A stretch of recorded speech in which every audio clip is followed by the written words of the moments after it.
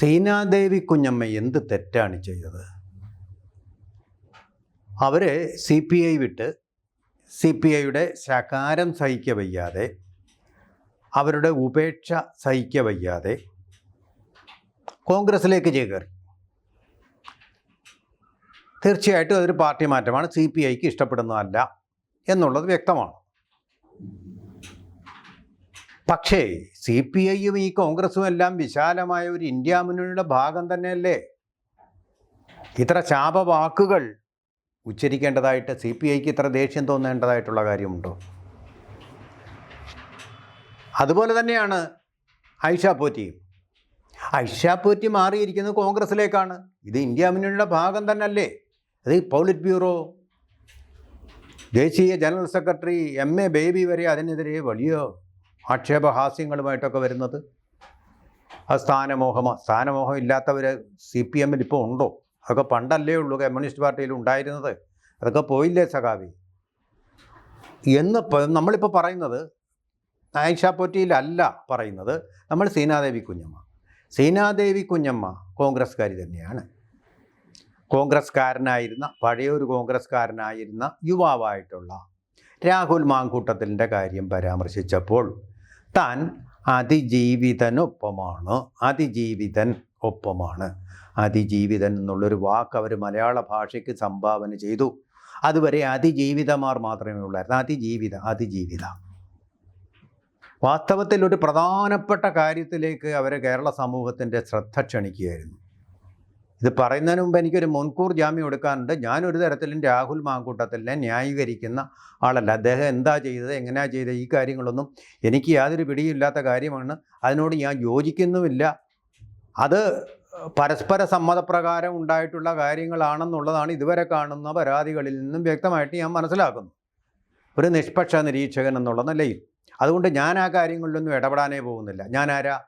ഒരു വികാരിയല്ല, പാതിരിയല്ല, ഒരു പുരോഹിതനല്ല, തന്ത്രിയുമല്ല, മന്ത്രിയുമല്ല, ഒരു സാധാരണക്കാരൻ മാത്രം. ആ കാര്യങ്ങളിലൊക്കെ രണ്ട് പക്ഷവും അല്ലെങ്കിൽ ആണും പെണ്ണും തമ്മിൽ ഉഭയസമ്മതപ്രകാരം എന്തെങ്കിലുമൊക്കെ ചെയ്ത് കാട്ടിയാൽ നമ്മുടെ ചുറ്റുപാട് നമ്മൾ ധാരാളമായിട്ടത് കാണുന്നുണ്ടല്ലോ.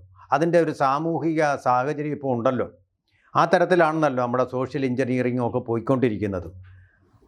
ജെൻസിയാണ്. അപ്പോൾ അവരുടെ ടേസ്റ്റുകളും അഭിരുചികളും ഒക്കെ വിഭിന്നമാണ്. ആ കാര്യങ്ങളിലൊന്നും ഞാനൊന്നും പറയുന്നില്ല. ഇങ്ങനെ പരസ്പര സമ്മത പ്രകാരമുള്ള പ്രവർത്തനങ്ങളിൽ പിന്നെന്തെങ്കിലും തെറ്റുകുറ്റങ്ങൾ ഉണ്ടായിക്കഴിഞ്ഞിട്ട് പൊതുസമൂഹത്തിലേക്ക് വന്ന് പറയുമ്പോഴും ഞാനൊന്നും മിണ്ടുന്നില്ല. കാരണം അതൊക്കെ കോടതി കൈകാര്യം ചെയ്യാൻ കോടതി ഉണ്ടല്ലോ. അത് കോടതിയുടെ വഴിക്ക് കൈകാര്യം ചെയ്യട്ടെ. കാരണം എനിക്കതിൽ അഭിപ്രായം പറയാനായിട്ട് യാതൊരു വിധമായിട്ടുള്ള ധാർമ്മികമായിട്ടുള്ള അധികാരവുമില്ല, ഒരധികാരവുമില്ല. ഇവിടെ ഞാൻ സൂചിപ്പിക്കുന്നത് സീനാദേവി കുഞ്ഞമ്മ പറഞ്ഞ കാര്യം മുഴുവൻ ഞാൻ വായിച്ചു. സീനാദേവി കുഞ്ഞമ്മ ഫേസ്ബുക്കിലിട്ട പോസ്റ്റിൽ യാതൊരു വിധമായിട്ടുള്ള അസ്വാഭാവികതയും ഞാൻ കാണുന്നില്ല. അവർ പറഞ്ഞിരിക്കുന്ന ഞാൻ അവനൊപ്പം എന്ന് പറഞ്ഞാൽ അവരെക്കാൾ പ്രായം കുറവുള്ള ഒരാളിനൊപ്പം എന്ന് അവർ പറഞ്ഞതിൽ എന്തെങ്കിലും അശ്ലീലം ഉണ്ടോ? ഒരു തെറ്റും ഞാൻ കാണുന്നില്ല. അതുപോലെ തന്നെ അവർ CPIയുടെ ജില്ലാ പഞ്ചായത്ത് സ്ഥാനാർത്ഥിയായിട്ട് വിജയിച്ച ഒരാളാണ് പത്തനംതിട്ടയിൽ. അത് കഴിഞ്ഞിട്ട് അവർ പാർട്ടി മാറി കോൺഗ്രസ്സിലേക്ക് വന്നു. കോൺഗ്രസ്സിൽ നിന്നും മത്സരിച്ചപ്പോഴും അവർ ജില്ലാ പഞ്ചായത്ത് സ്ഥാനാർത്ഥിയായിട്ട് വിജയം വരിച്ച ഒരാളാണ്. അത്രയും ജനങ്ങളുടെ പിന്തുണയുള്ള ഒരാളാണ്. അപ്പോൾ എന്തെങ്കിലും തരത്തിലുള്ള ഒരു ബോധ്യമില്ലായ്മ അവരെക്കുറിച്ച് അവിടുത്തെ സമൂഹത്തിനുണ്ടായിരുന്നെങ്കിൽ തീർച്ചയായിട്ടും ജയിപ്പിക്കില്ലായിരുന്നു. പ്രത്യേകിച്ചും ഈ തദ്ദേശ തെരഞ്ഞെടുപ്പായത് കാരണം തദ്ദേശ തെരഞ്ഞെടുപ്പിൽ കുറേയൊക്കെ വ്യക്തികളുടെ വ്യക്തിത്വവും അവരുടെ സ്വഭാവവും ഒക്കെ പരിശോധനാ വിധേയമാകുന്ന തെരഞ്ഞെടുപ്പാണ്. അതുകൊണ്ട് തന്നെ അപ്പോൾ അതിലും അവർക്ക് ക്ലീൻ ചിറ്റാണ് കിട്ടിയിരിക്കുന്നത്. അവർക്ക് എന്താ ഒരു പോസ്റ്റ് ഇടാനുള്ള അധികാരമില്ലേ? ആ പോസ്റ്റ് ഇട്ട് കഴിഞ്ഞപ്പോൾ വളരെ സഭ്യമായിട്ടുള്ള, മാന്യമായിട്ടുള്ള, യുക്തിഭദ്രമായിട്ടുള്ള ഭാഷയിലുള്ളൊരു പോസ്റ്റാണത്. അവർ പറഞ്ഞിട്ടുണ്ട്, തീർച്ചയായിട്ടും പറഞ്ഞിട്ടുണ്ട്, ഈ പരാതികൾ കാണുമ്പോൾ ഈ പരാതികളിലൊക്കെ ഒരു അസ്വാഭാവികത അവർ കാണുന്നുണ്ട്. ഇത് ഞാൻ ഈ കാര്യത്തിൽ അഭിപ്രായം ചോദിച്ച കേരളത്തിലെ വീട്ടമ്മമാരും വീട്ടച്ഛന്മാരും എല്ലാം പറഞ്ഞിട്ടുള്ളൊരു കാര്യമാണ്. അസ്വാഭാവികതയുണ്ട്. കാരണം അവരും പെൺമക്കളും ഒക്കെയുള്ള വീടുകളിലെയാണ്, ജെൻസിയിൽപ്പെട്ട പെൺമക്കളുള്ള വീടുകളിലെ അച്ഛനും അമ്മമാരും ഒക്കെയാണ്. അവരെല്ലാം പറയുന്നത് ഇങ്ങനൊരു പരാതി കണ്ടപ്പോൾ അതിൽ അവർക്കും അസ്വാഭാവികത ഉണ്ടായി എന്നുള്ളതാണ്. ഇപ്പം നമ്മൾ സമൂഹത്തിലാകുമ്പോൾ ഇങ്ങനെ വാർത്തകൾ വരുമ്പോൾ ഈ വാർത്തകൾക്ക് അമിതമായ പ്രാധാന്യം കൊടുത്തുകൊണ്ട് അമിട്ടുകൾ പോലെ ഇങ്ങനെ വാർത്തകൾ മാധ്യമങ്ങൾ കൊടുക്കുമ്പോൾ ചർച്ചയാവുമല്ലോ. ആ ചർച്ചകളിൽ ഇവരെല്ലാം പറയുന്നത് രാഹുൽ മാങ്കൂട്ടത്തിൻ്റെ മാത്രം കുറ്റമല്ല, മറുഭാഗത്തിൻ്റെ കുറ്റവും പറയുന്നുണ്ട്. അതിജീവിതയുടെ മാത്രമല്ല അതിജീവിതൻ്റെയും കുറ്റം പറയുന്നുണ്ട്. അതിജീവിതൻ്റെ മാത്രമല്ല അതിജീവിതയുടെയും കുറ്റം പറയുന്നുണ്ട്. അതാണ് ഞാൻ കണ്ടിട്ടുള്ളത്. എല്ലാവരും അങ്ങനെ തന്നെയാണ് കാര്യങ്ങളെ നിഷ്പക്ഷമായി നിരീക്ഷിക്കുന്നത്. നമുക്ക് ആ സമൂഹം പറയുന്ന കാര്യങ്ങൾ കണക്കിലെടുക്കാൻ പറ്റും. അത്തരം ഒരു അഭിപ്രായം സീനാദേവി കുഞ്ഞമ്മ പറഞ്ഞു കഴിഞ്ഞപ്പോൾ അവർക്കെതിരെ വൻതോതിലുള്ള സൈബർ അറ്റാക്ക്, സൈബർ ക്രിമിനലുകളുടെ അറ്റാക്ക്. അതൊരു തരം പീഡനമല്ലേ? ഇവരും ഒരു സ്ത്രീയല്ലേ? സീനാദേവി കുഞ്ഞമ്മ ഒരു സ്ത്രീയല്ലേ? ജനപ്രതിനിധി എന്നതിലുപരി അവരെ ഇങ്ങനെ വേട്ടയാടാൻ അവരെന്ത് തെറ്റാ ചെയ്തത്? അവർക്ക് അവരുടെ അഭിപ്രായം ഈ സമൂഹത്തിൽ പറയാൻ അധികാരമില്ലേ? എന്താ അവർക്ക് മാത്രം നമ്മുടെ ഭരണഘടനയുടെ ആർട്ടിക്കിൾ 19(1)(a) നിഷേധിക്കപ്പെട്ടിട്ടുണ്ടോ? ഒരു വൃത്തികേടുമില്ലാത്ത വളരെ പക്ഷപാതപരമായിട്ടൊരു അഭിപ്രായം അവർ പറഞ്ഞത്. അതിൻ്റെ ലോജിക്കിനെ നമ്മൾ എന്തിനാ ചോദ്യം ചെയ്ത്? കോടതി തീരുമാനിക്കട്ടെന്നേ. നമ്മൾ നോക്കൂ, ഇപ്പോൾ 3 ദിവസത്തെ വിചാരണ കഴിഞ്ഞപ്പോൾ രാഹുൽ മാങ്കൂട്ടത്തിൽ തിരിച്ചു വരുമോ ഇല്ലയോ എന്ന് നമുക്ക് നോക്കാം. അതിൽ കോടതി എന്താ പറയുന്നതെന്ന് നമുക്ക് നിരീക്ഷിക്കാം. കോടതിയുടെ നിരീക്ഷണം എന്താണെന്ന് നമുക്ക് നിരീക്ഷിക്കാം. നമ്മളെല്ലാം ഇങ്ങനെ അങ്ങ് ജഡ്ജിമാരായി കഴിഞ്ഞാലോ? അതിന് പ്രത്യേക ശമ്പളവും കൊടുത്തിട്ട് സ്ഥാനവും കൊടുത്തിട്ട് ആളുകളെ വെച്ചിട്ടില്ലേ? അവർ പറയട്ടെ. ഈ ജനകീയ വിചാരണ എന്ന് പറയുന്നത് ആകാം. നമുക്ക് അഭിപ്രായ പ്രകടനങ്ങൾ നടത്താം, നിരീക്ഷണങ്ങൾ നടത്താം. ഈ സൈബറിലൂടെ ഈ അറ്റാക്ക് നടത്തിക്കൊണ്ടല്ലോ ഒരാളെ നിഷ്പ്രഭമാക്കുക, അവരുടെ അഭിപ്രായം പറയുന്നത് തടയുന്നത് ഈ സഞ്ചാര സ്വാതന്ത്ര്യം തടയുന്നത് പോലെ അഭിപ്രായം തടയുകയാണ്. നിങ്ങൾക്ക് നിങ്ങളുടെ അഭിപ്രായം പറയാം.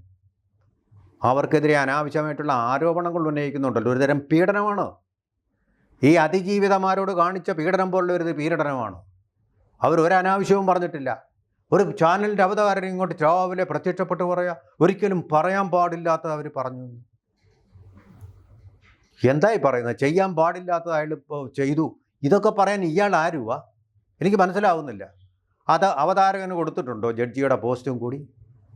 പറയാൻ പാടില്ലാത്തത് ഇയാൾ പറയാൻ പാടില്ലാത്തത് ഇയാൾ പറയാതിരുന്നാൽ പോരെ? അത് ചാനൽ മാനേജർ നോക്കിയോളൂ. ഇയാൾ പറയാൻ പാടില്ലാത്തതുണ്ടെങ്കിൽ അവിടുന്ന് പറഞ്ഞു വിടും. ഇതിനപ്പുറം കയറി ഇവരെ ജഡ്ജിമാരാവുന്ന എന്തിനാ? മാധ്യമ വിചാരണക്കാരുടെയും അവതാരകരുടെയും വിചാരം അവർക്ക് ജഡ്ജിയുടെ അധികാരം ഉണ്ടെന്നാണ്. അതിൻ്റെ ഒരു ഭാഗമായിട്ട് ഈ രാവിലത്തെ അന്തിച്ചന്തയിൽ മാത്രമല്ല, ഈ രാവിലത്തെ അവതാരകരും ഉണ്ടല്ലോ, പ്രഭാതത്തിലെ അവതാരകരും ഇത്തിരി പ്രശ്നക്കാരാണ്. അവരും കയറി സീനാദേവി കുഞ്ഞമ്മ പറയാൻ പാടില്ലാത്തത് പറഞ്ഞു. ഇയാളെന്തോ ലക്ഷ്മണരേഖ വരച്ചു വെച്ചിട്ടുണ്ട് അവർക്ക് പറയാനുള്ള അഭിപ്രായങ്ങളിൽ. അവർ മീഡിയയിലാണ് പറഞ്ഞത്. നിങ്ങളെപ്പോലെ തന്നെ സോഷ്യൽ മീഡിയ ഇപ്പോൾ ഏറ്റവും ശക്തമായി വരുന്ന നിങ്ങളുടെ ഈ ചാനൽ എന്ന് പറയുന്ന ഈ ടി വിയെക്കാളും ശക്തമായിട്ട് വരുന്നൊരു മീഡിയയിലിരുന്നു കൊണ്ടാണ് അവർ പറഞ്ഞത്. അവർക്കുള്ളിൽ തട്ടിയത് അവർ പറഞ്ഞു. എന്താ അവർക്ക് പറയാനും സ്വാതന്ത്ര്യമില്ലാതായോ? ഇവിടെ അവർ പറഞ്ഞത് വളരെ വ്യക്തമാണ്. വളരെ വില കൂടിയ ചെരുപ്പ്, അതുപോലെ തന്നെ വില കൂടിയ ഫ്ലാറ്റ് എന്ന് പറഞ്ഞാൽ 3K ഫ്ലാറ്റ്, സാധാരണക്കാർക്ക് അഫോർഡ് ചെയ്യാൻ പറ്റാത്ത ഫ്ലാറ്റൊക്കെ ഈ രാഹുൽ മാങ്കൂട്ടത്തിന് കൊടുത്തതിന് ശേഷം ഈ പരാതി പറയുന്നതിൽ അസ്വാഭാവികത ഉണ്ടെന്നാണ്. ഇയാൾക്കത് തോന്നാതിരുന്നത് നമ്മുടെ കുറ്റമാണോ? സീനാദേവി കുഞ്ഞമ്മയ്ക്ക് അത് തോന്നി. കേരളത്തിലെ ഭൂരിപക്ഷം വീട്ടമ്മമാർക്ക് തോന്നുന്നുണ്ട്. നിങ്ങൾ സർവേ എടുത്ത് നോക്കൂ, അവരുടെ അഭിപ്രായം എടുത്ത് നോക്കൂ.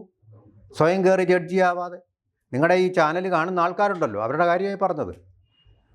അതുകൊണ്ട് വാക്കുകൾ സൂക്ഷിച്ചുപയോഗിക്കണം. വളരെ സൂക്ഷിച്ചാണ് സീനാദേവി കുഞ്ഞമ്മ ഈ വാക്കുകൾ ഉപയോഗിച്ചിരിക്കുന്നത്.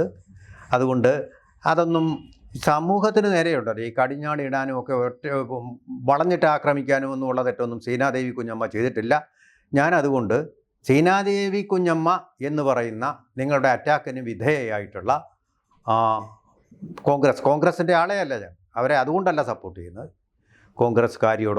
കോൺഗ്രസ്കാരിയോടൊപ്പം വ്യക്തിപരമായിട്ട് അവരെ ഞാൻ സപ്പോർട്ട് ചെയ്യുന്നു എന്ന് കേരളത്തിലെ ഭൂരിപക്ഷം വീട്ടമ്മമാരുടെയും വീട്ടച്ഛന്മാരുടെയും ഒപ്പം അവരെ ഞാൻ പിന്തുണയ്ക്കുന്നു എന്ന് മാത്രമേ എനിക്ക് പറയാനുള്ളൂ. ഞാൻ ആർക്കും എതിരുമല്ല. ഞാനൊരു പാതിരിയോ അല്ലെങ്കിൽ ഒരു വികാരിയോ പുരോഹിതനോ ഒന്നുമല്ല ഈ കാര്യത്തിൽ വിധി പറയാൻ വേണ്ടി. പക്ഷേ ഒരു സ്ത്രീയെ ഇങ്ങനെ അവർ പറഞ്ഞ അഭിപ്രായത്തിൻ്റെ പേരിൽ, യുക്തിസഹമായ അഭിപ്രായത്തിൻ്റെ പേരിൽ അറ്റാക്ക് ചെയ്യുന്നത് ശരിയല്ല. അതിനേക്കാൾ മോശം അഭിപ്രായം പറയുന്ന പലരും നമുക്കുണ്ട്. നമ്മുടെ JNUവിലെ കുട്ടികളെന്താ ടുക്കടെ എന്നും പറഞ്ഞല്ലേ ഇന്ത്യയെ വെട്ടിമുറിക്കണമെന്നും പറഞ്ഞ് പ്രകടനം നടത്തിയേ. അവർക്കെതിരെ നിങ്ങൾ പറഞ്ഞിട്ടില്ലല്ലോ ഒരക്ഷരം പോലും. ഉമർ ഖാലിദിനെ സഹായിച്ചുകൊണ്ടല്ലേ നിങ്ങൾ നിൽക്കുന്നത്? JNUവിൽ ഉമർ ഖാലിദ് എന്ന് പറയുന്ന ദേശദ്രോഹിക്ക് വേണ്ടി മുദ്രാവാക്യം ഉയർത്തുന്ന ആളുകൾക്കെതിരെ നിങ്ങളുടെ നാവ് അനങ്ങിയിട്ടുണ്ടോ? അനങ്ങിയിട്ടുണ്ടോ? ഇല്ല. നിങ്ങൾക്ക് അതിന് ധൈര്യമില്ല. ബംഗ്ലാദേശിലെ 10ാമത്തെ ഹിന്ദുവിനെയും കൊടുത്ത് 11ാമനെന്ന് പറഞ്ഞ് വാളും പിടിച്ച് നിൽക്കുകയാണ് ജനങ്ങൾ. നിങ്ങളൊരു അക്ഷരം മിണ്ടിയിട്ടില്ല. നിങ്ങൾക്കതിന് ധൈര്യമില്ല. കാരണം നിങ്ങളുടെ റേറ്റിംഗ് കുറയും അല്ലേ? എന്നിട്ട് പാവപ്പെട്ട സീനാദേവി കുഞ്ഞമ്മയ്ക്കിട്ട് അറ്റാക്ക് ചെയ്യാൻ നടക്കുന്നു. ഒരു സ്ത്രീയല്ലേ അത്? ചാനലുകളും കൂടി അവരെ അറ്റാക്ക് ചെയ്യുന്നത്. അതുകൊണ്ട് തൻ്റെ ഇടത്തോടു കൂടി, നട്ടലോട് കൂടി, വാഴപ്പണ്ടി കൊണ്ടല്ലാത്ത നട്ടലോട് കൂടി സീനാദേവി കുഞ്ഞമ്മയ്ക്കൊപ്പം ഞാൻ നിൽക്കുന്നു. അതുകൊണ്ട് വലിയ പ്രയോജനം ഉണ്ടാകുമെന്നല്ല, അത് പറയാനുള്ള തൻ്റെ ഇടം എനിക്കുണ്ട്, അത്രമാത്രം. ABC ന്യൂസിനും മലയാളത്തിൽ മാത്രമല്ല സംസാരിക്കാൻ അറിയാവുന്നത്, പറയാൻ അറിയാവുന്നതും. അതിന് ഹിന്ദിയും കൂടി ഉണ്ടൊരു ഹിന്ദി ABC ഹിന്ദി ന്യൂസ് ചാനലുണ്ട്. ABC Hindi news. അത് കാണുക. ദേശീയമായിട്ടുള്ള കാര്യങ്ങൾ അതിലൂടെ കൂടുതൽ ആഴത്തിൽ മനസ്സിലാക്കാൻ നിങ്ങൾക്ക് സാധിക്കും. ABC Hindi news. കൂടുതൽ വാർത്തകളും വിശേഷങ്ങളും നിങ്ങളിലേക്ക് എത്താൻ ABC മലയാളം സബ്സ്ക്രൈബ് ചെയ്യുക, ബെൽ ബട്ടണും അമർത്തുക.